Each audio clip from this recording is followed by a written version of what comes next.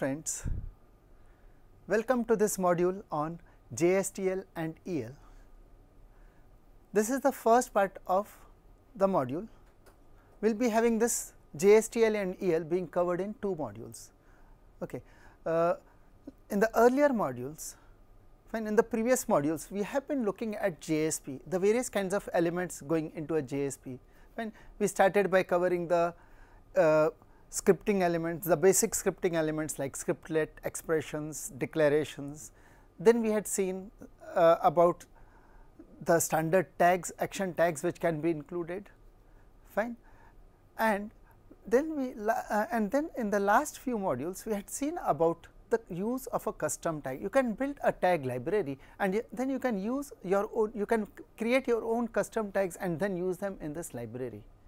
Okay. So, yes, we have this tag library which you can create on your own and then include tags from that, but then we have some project from, there was a project from Apache about a set of tag libraries which could be commonly be used, and later on they called it as Java standard tag library. So, there is one Jstl which has which is a project from Apache, and in this mainly the subsequent module which we are going to have is mainly going to cover the tags which are most commonly used from that standard tag library. Okay. Along with that, as you can see, there is another thing which not only tags, we have something more which can also be included in a JSP page. This is from JSP 2.0 onwards. From JSP 2.0 onwards, you can always use what we call as an EL or an expression language.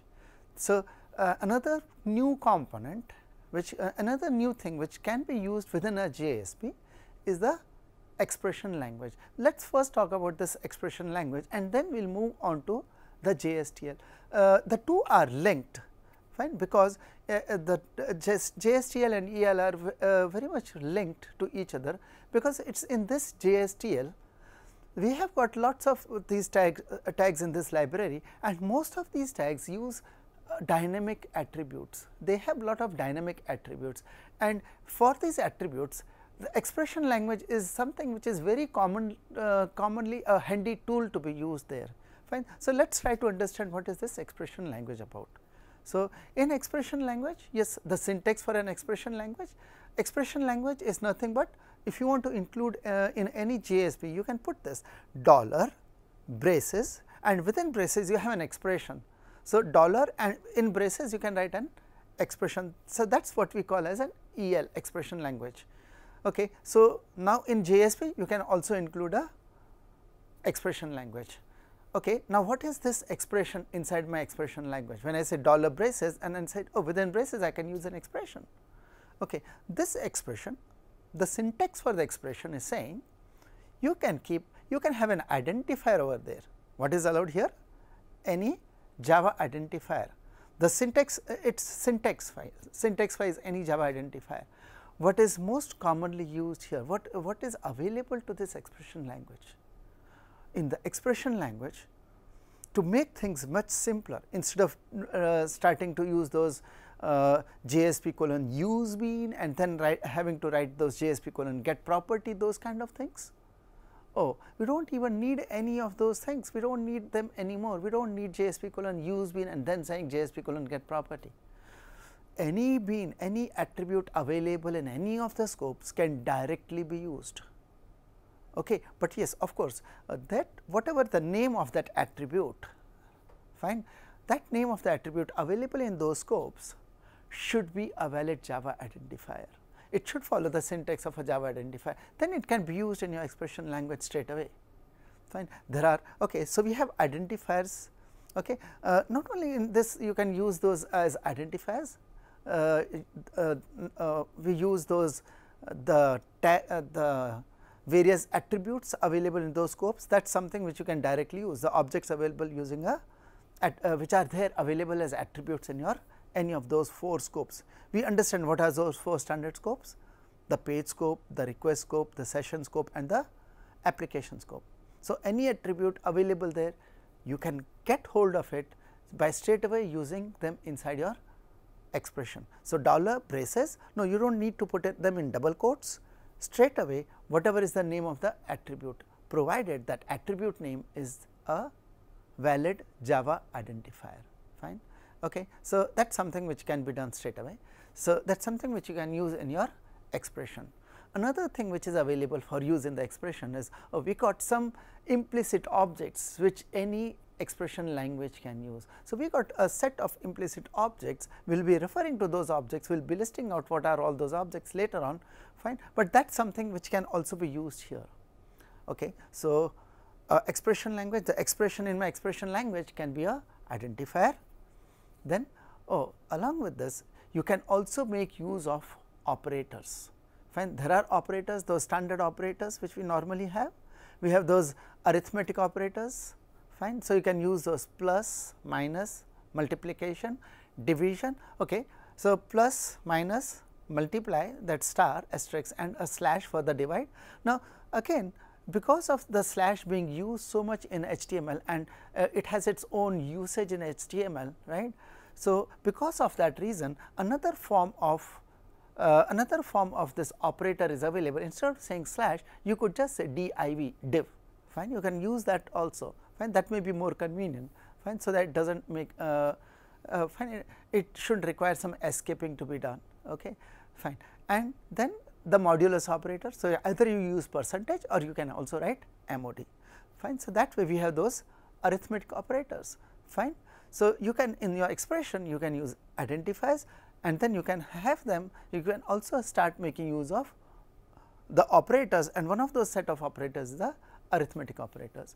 Okay. Now, find arithmetic operators, we know how to use them, fine, and other than these arithmetic operators, yes, what else we can use? We can use the other kinds of operators. We have operators which are the logical operators. Okay. Which are the logical operators? We have the operators called AND. So, you use double ampersand for logical operator, double pipe for the or you can even write AND, OR, fine, those are also substitutes available for these, okay, fine, and or, fine, and then you can also use not, the exclamation, or you can say not, fine. There is one more unary operator called empty. Empty can be used for testing if a particular variable is available, and if it is available, fine, if it is of type string, if it is a null, or if it is just a empty string, fine, those kind of things can be tested with the help of empty operators. So, logical operators, their return value is always going to be Boolean type, fine. We even have another category of operators. We have those operators for comparison, fine. So, we have this less than, or you can say LT, greater than, or GT, fine, EQ or double equal to sign, fine, not equal to, that is NE or not equal to, fine. So, these are the other fine, these are the other kind of operators available here. Now, there are two very important operators and very commonly used here in the expression language. One is the dot and other is the square brackets, fine. They are used for accessing the member of the object, fine. We access the properties of the members by using the dot operator, or instead of dot you may even use the square bracket. Square bracket is more general and has much more usage than just going for a asking for a particular property of the object, fine, or particular member of a object, fine. Yes, we use them even for, so if you have some kind of a Java Bean object, let us say you have a object of a class, let us say we have a class called name, fine, and name class has let us say it has separate instance variables for first name and last name. Okay. So, if you have name class having first name and last name, you would have those methods called get first name, get last name to access those methods, to access them, and therefore, we have properties. We will say first name and last name become the properties of name. Now, let us say this name, fine. You have an attribute, let us say in one of the scopes we have some attribute called of a type called person, fine. So, we may have another class called person, and person has one of the property as name. So, there is a getName method in class person, and now maybe you have a object as object of type person, maybe the name of the attribute is John. So, you have said okay, I have got John as a attribute name, where it is an object of person, fine. And we understand that once you have a person, the person has a name and name has first name and last name. Okay. So, it should then be possible for you to use this dot operator, fine.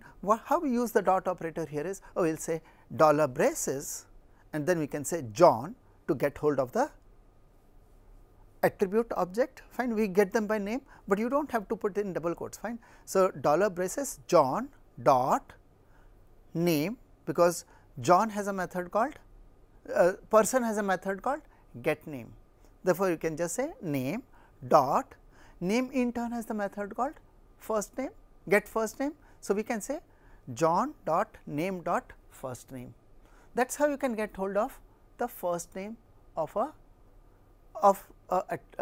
fine. So, this is like trying to access properties, and within property if there is a sub property, even that can be accessed by using this dot operator, fine. So, this is something very commonly used, fine. When we design a JSP, fine, in a JSP if you are following that MVC pattern which we have seen earlier, you would be having objects, so many objects as attributes, and the JSP's job is to just render them, right. So, when it is trying to render them, we have these objects available, and these objects would have their properties, and what we are displaying, what we have done is a JSP is just like a template in which there are places where you will be interested in displaying certain values from the object, fine. So, any of the properties of the object which has to be displayed, or they have a sub property, all that can very easily be done, fine. We do not have to now write too much of, no, we do not have to go for expressions or fine, or even writing any kind of scriptlet, or all that needs to be avoided, fine. We can just make it very simple and dollar braces and just pick up the object, and we do not even have to think about putting it as a string in double quotes or something like that, fine. So, that way expression language is quite simple, and yes, dot is one, fine. Dot is one very good operator which is available for getting access to the members and to the property of an object and sub properties also, fine. And okay, so that is one thing, fine. That is a dot operator. The other very important operator is the square brackets. Square bracket, as I had mentioned, it is much more general. Yes, square bracket can also be used for accessing the property. It can be used for accessing property. How do we use it for accessing a property? Okay, we should be knowing the property name. If you know the property name, so for example, in this case, suppose I have got John dot name. Now, in name I am interested in the property called first name. So, I will say John dot name. Now, instead of saying first name, I have the other option, I can say square brackets, but then I will have to use double quotes in which I will say first name, name of the property, fine. So, one use of square bracket is, yes, I can pass a string to give a name of a property of the object and fetch that. So, that is where we use we can be using a string type in the square bracket, fine. In the square bracket, if I am having an array type, yes, we can always use this to access the elements of an array by giving the index position. If you find, so if you got a object of an array type, there again we can simply use our array operator, fine. This is our square brackets. So, in square brackets, yes, you give the array indexes just like we use it normally in Java also. But another one, lists, even lists. For list we understand they are all ordered, its list is an ordered collection. So, in our list object also, if we would like to use, yes, we can also use those index positions. So, there what is expected, no, you are not giving in double quotes, you are giving this value as numeric integer type, fine. So, what is expected here is integer type, and yes, you can use those integer types here, fine. So, you can give 0, 1, 2 and all those things. Index position for accessing the element from a list also, similar to accessing elements from a array. Or not only this, you could have anything being used here. This array can also be used for accessing the members, the value from a map, fine. We know what is a map. Map is nothing but a key value pair, a set of key value pairs. So, if you know the key, you should be able to get the value object for it. Okay. Key can be any type, fine. So, here if you got a map, if anything is of type map, fine, you have that map object dot, no dot, sorry, you have to use square bracket, and in square bracket you specify the object. Now, this could be the type, this should be the type which is nothing but the key type, same as the type for the key. So, if you give that key, this will be able to get you the corresponding value for that key in the map. So, accessing members from a map is also something very easily done by using the square bracket, fine. So, square bracket is much more general, much more versatile, fine, but of course, dot is also very convenient to use, fine. So, we have these two operators dot and square bracket, fine. So, they can quite easily be used, fine. So, that's the kind of things which we can use in our expression language. Okay. Now, coming to what else? So, we have identifiers, we have got operators, fine. You can always use the literals, fine. For expression language, you can always be using literals. So, you have literals. What are the literals you can use?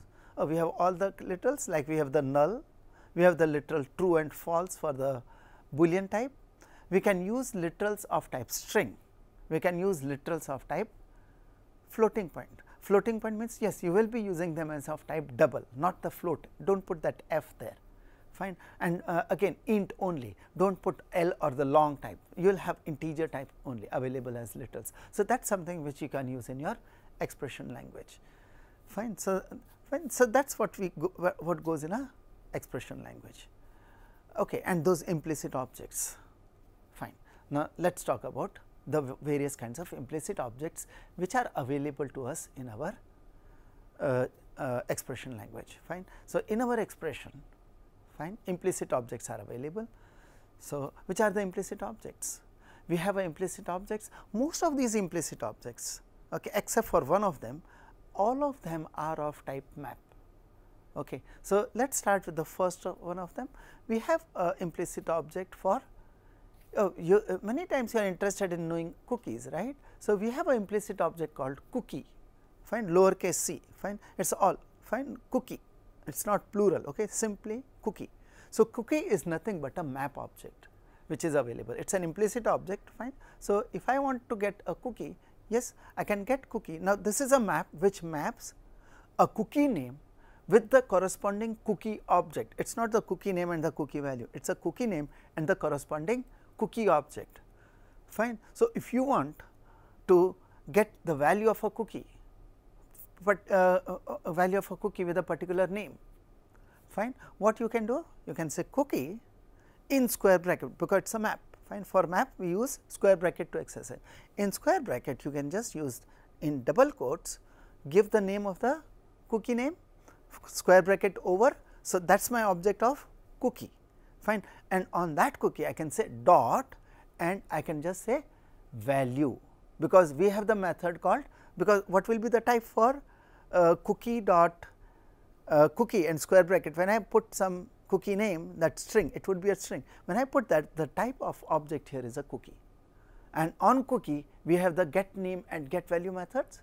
So, I can say fine. So, we can always use this cookie square bracket, give a string which is the name of the cookie, and then dot you can say key to get the key of the cookie, which would be same thing, fine, as what you have passed, or you can say dot value, fine, or dot expiration.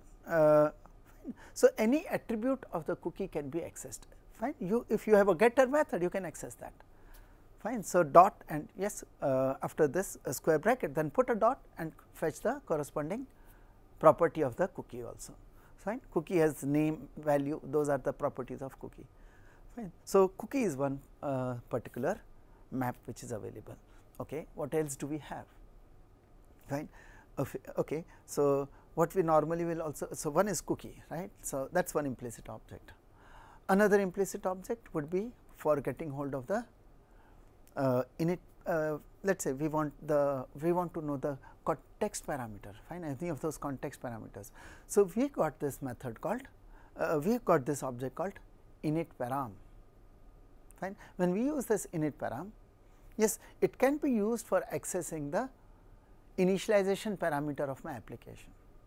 So, init param is a map, it is a map of string with a string comma string, that is a map, fine. So, this init param, fine. So, in init param you give the name of the parameter name, and what you will be able to get is the corresponding parameter value, fine. So, that way we can fetch any initialization parameter which has been declared as context param in my web.xml file, fine. So, that is another thing which you can access from by using the init param, fine.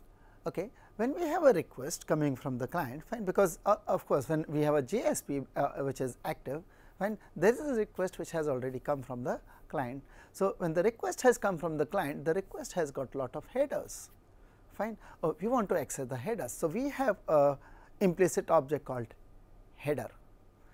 When we use header, it is again a map which maps the header name with the header value, fine. So, it is a string with a string, fine.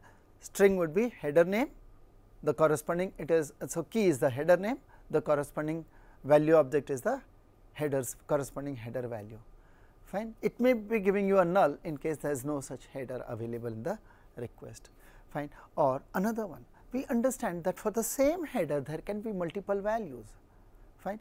So, we have one more object, one more implicit object available as header values. The header values is again a map. This maps the header name with multiple values. So, for the multiple values it has a string array. So, it is a mapping of string with string array. So, if you want, if you know that yes, there are multiple values for that header, you could always be using this particular object header values, fine. Okay. So, header values is one, and then of course, now let us talk of the other things which come in a request. Okay. Your request may be containing a parameter, fine, there are a lot of parameters which come. So, we have this called param, fine, we have got param. So, param is nothing but it is a map which is a mapping of a parameter name with the corresponding parameter value, fine. So, if you want to fetch any parameter from a request, it is simple, dollar braces the name of the parameter param dot the name of the parameter, fine, and that is it. You can just easily get your parameter, fine. Okay. Okay, it is a map, sorry, you will have to use square bracket, it is a map, fine, you do not access with dot, fine. Dot is only for property and not for map, fine. Param is a map. So, param square bracket and then you will give the in double quotes you give the name of the parameter for which you want the value. Again we understand that yes, when someone creates a form and he is submitting, yeah, he might have used same parameter name multiple places. So, we understand for a single parameter there might be multiple values which are mapped. So, if for the same parameter there are multiple values, fine, we can always say param values, that is the other object we have, fine. So, we have this object param values which is a mapping of string with a string array, fine. So, you have a string mapped to a string array. So, we have a string mapped to a string array, fine. So, coming to the next implicit object, fine. The next implicit object is our we have this object of type page context, fine. Page context is fine, it is nothing but our page context object, fine, which we have seen earlier in our earlier modules. We have seen what is a page context. Oh, page context in turn has the getter methods for getting the request object, the response object. So, page context, from that you can, it is a map, No, it is not a map here. So, you can, it is just a implicit object. So, page context dot request, fine. So, page context dot response, or from page from the request, if I am interested in a particular thing. For example, I can say okay, page context dot request dot any of those getter methods which is there in the servlet request, fine. For example, content length, fine, request dot content length. Okay. So, page context dot request dot content length, and that can give me the content length, fine. So, that way you can use your implicit object called page context. Okay.